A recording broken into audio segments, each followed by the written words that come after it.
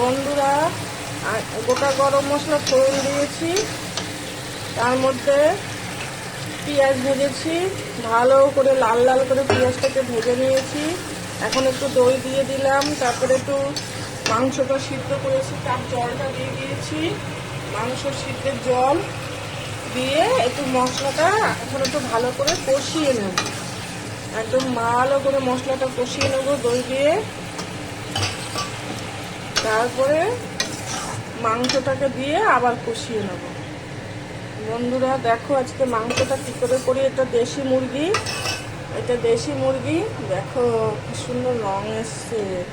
দেশি মুরগি এটা দেওরের নিয়ে এসছে, ওদের একজন রিলেটিভ দিয়েছে। হ্যাঁ, দারুণ হবে, খেতে খেতে দারুণ মজা হবে। লাল লাল দেশি মুরগির ঝোল, আহা কি মজা।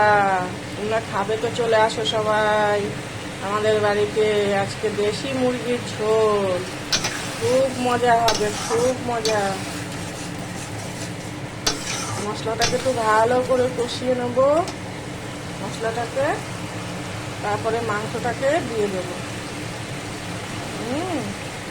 একটুখানি দইয়ের বাটিতে একটু জল দিয়ে দেই, এটা ধুয়ে একটু জল দিয়ে দেবো মাংসে।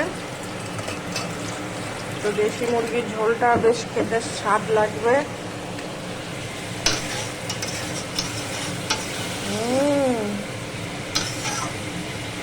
আহা কি সুন্দর হবে খেতে। সবাই চলে আসো আমাদের বাড়িতে আজকে। দেশি মুরগির ঝোল, দেশি মুরগি।